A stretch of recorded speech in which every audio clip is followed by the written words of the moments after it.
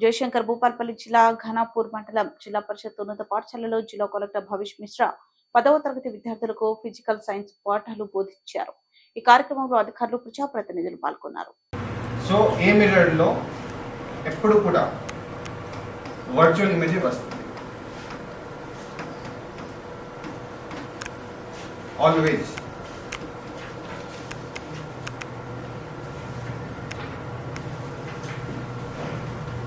ఎట్లాంటి మిర్రర్లో మూడే ఉన్నాయి, ఇంకా ఉంటాయి కొన్ని. బట్ మనం 10th క్లాస్ వరకు చదివింది కేవలం ప్లేన్, కన్కేవ్ అండ్ కన్వెక్స్.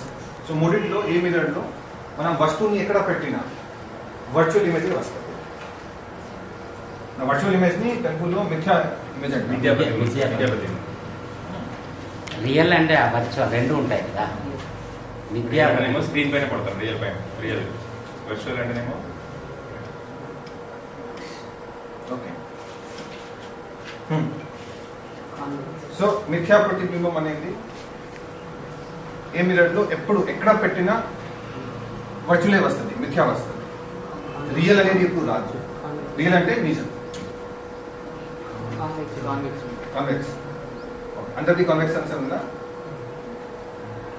పక్కా